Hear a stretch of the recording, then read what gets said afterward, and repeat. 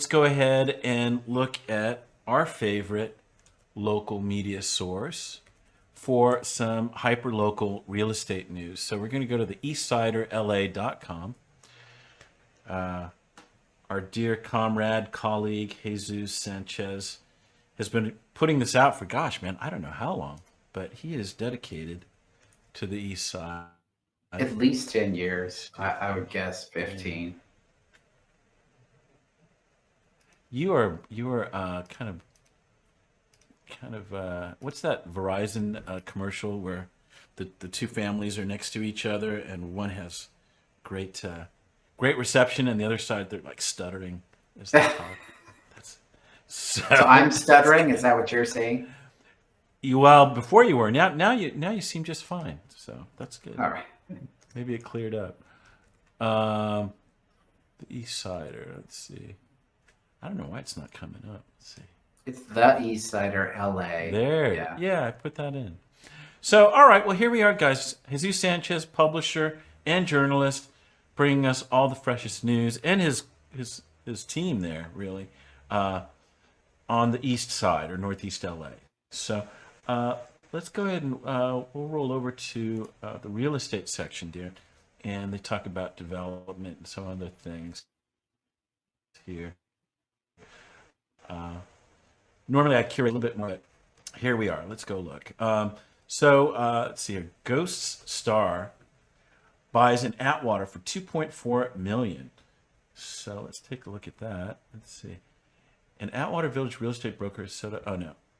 What's the other one here? Oh, Rose McIver, who plays Samantha on the sitcom Ghosts, which I've never seen, and played Olivia Liv Moore in CW series iZombie, bought a 3-bedroom home with a pool for $2.4 million, Dirt reported. The Garden Avenue home last changed owners in 2019 for $1.8 million. Or here it says $1.80, but I don't believe that.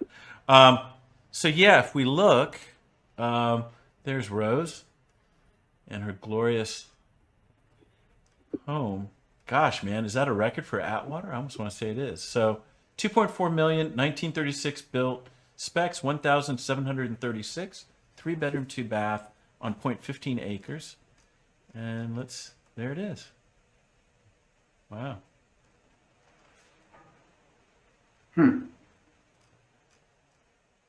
I will say this: what we are seeing, the stronger segment of the market is those things that are appealing aesthetically, because that's not a huge house.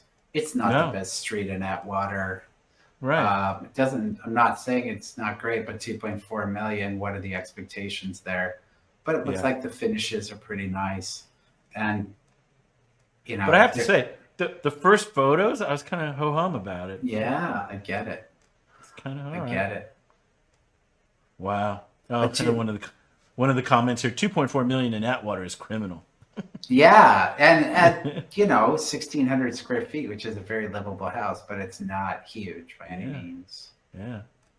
Well, congrats to them. Good Lord. All right, let's look again at the eastsiderla.com. Let's see. The J-Risk Standard Oil Service Station at 1659 West Colorado has been nominated to become a city historic cultural monument. Dating back to 1919, this could be the oldest remaining service station building in the city, according to Historic Places LA. Property was initially built downtown and relocated to its current site in 1931. Demolition permit was filed in July, but has not been approved. So this is what triggers, unfortunately, being a bit of an insider on for this. What triggers historical monument designations is often when somebody buys it, completes the sale, and then tries to build it. And activists step in and say, no, we don't want you to build that. We want to designate it historical. I'm going to go to Google Maps and let's just see what we're talking about. Sure, check it out. And I'm not saying it shouldn't be designated historical one way or the other. I'm really not. We got that Verizon effect out of you. Okay. Okay, now you sound all right. Oh wow, look at that, man. That's it. I didn't even know it was there. You see that? Sure. No, I know that building. I remember. You do. I remember seeing it for sale. Yes. Wow. So, it's sandwiched between some other places. And yeah. look, either the neighbor to the right or left or some Yeah. activists in the community decided after it was sold, and they filed the demolition permit. Right. Let's save that. Let's make it now a historical monument. And I've got to say, it's bullshit. It makes me angry. Again, if you wanted to do that initially, then why didn't do you it. do it? But somebody purchased it, put money into it, is now trying to do that, and then you decide to do that to stop them. It's just not right. And I hate saying it, but it's very obvious. There's absolutely no architectural merit to this whatsoever to preserve, based on history. Right. None. Wow. Okay. Well, one thing that happens, and I've seen it happen here in Echo Park on many occasions. So it's very interesting when they evaluate something for historical. Are they evaluating the site? Are they evaluating the property related to the land? I can't hear you. Say it again, Darren, please. What exactly are they evaluating for the historical components? Okay. So if it's just the structure, sometimes what happens is they pick the structure up in one piece and relocate it.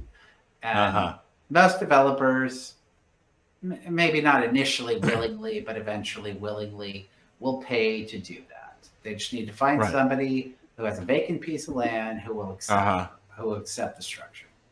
So that's one way maybe to get around, if you can. If that's acceptable.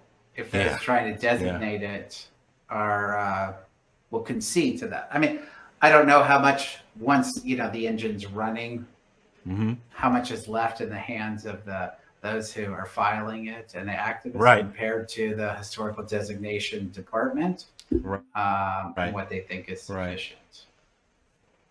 So. Wow. Okay, next we have here Echo Park. Plans have been submitted for a 4-story, 17-unit residential building at 1021 to 1023 Bonnie Bray Street. The building is being developed as a transit-oriented community project. It would set aside 2 of the units for extremely low-income households. So you probably know that street and where I'm talking about, but let me... Sure. Let me just go over there and see what we're looking at. Okay. Let's look at 1021. Okay. Oh, okay. Well, that totally makes sense over there. I get it. It's very dense. Yeah. Cool. All right. Next, we've got here Lincoln Heights. Redevelopment of several giant warehouses between Mission Road and Soto Street is in the works. Forever 21 sold the nearly 40-acre property, which includes its headquarters, to a real estate investment firm for $166 million in 2019. A few months before the retailer filed for bankruptcy. Now, Worthy Real Estate Group has plans filed to demolish 6 buildings with more than 1 million square feet of space as part of a redevelopment of the site. Building permits have been pulled to build several new 1- and 2-story warehouses with office space. Wow, that's pretty huge. It's reminding me, I think this might be not the example, but there's certainly a lot of studio development and building going on around downtown. I don't know if this might be part of that in its development, but a lot going on entertainment-wise. Silver Lake, a 6-story, 50-unit apartment building is planned for 825 to 837 Hyperion Avenue, again as a transit-oriented community project. Laser Properties is requesting a 70% increase in density, an increase in allowable height, a reduction in required parking spaces, and a reduction in open space. 4 of the units would be set aside for extremely low-income households. So here, let's take a look at Hyperion. Where is this?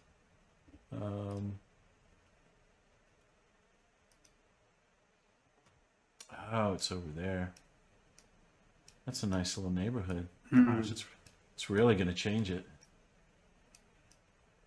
Sounds huge. Yeah, that's dense for that pocket right there. Right? Very different. Like one holdout for now. Yeah. Well, maybe that's part of it. I don't know. It was multiple yeah. addresses. Yeah, right. 821 to 837, I think. 827. Yeah. 827. Wow. I wish the city would upzone the commercial corridors, just like really upzone. You go into downtown Silver Lake Echo Park Community Plan. And I haven't been involved recently, but I at least saw 2 of them in the works. Have a maximum height of 3 stories. It's a along Sunset Boulevard. So that should be a dense corridor. It's such an opportunity for dense or mixed use to enhance the commercial, to build up a lot of residential. So because it's not, people go into these more residential neighborhoods, and that's where they're building these dense structures. You get the same height in this residential street that you can get on Sunset Boulevard. So, wow. It makes no sense to me. No, not at all. All right. Well, look, guys, that's our brief look at local news and real estate here in the area. Again, we encourage you to check out the East Sider, support the East Sider. They're doing some important work for the neighborhoods here to keep us all informed.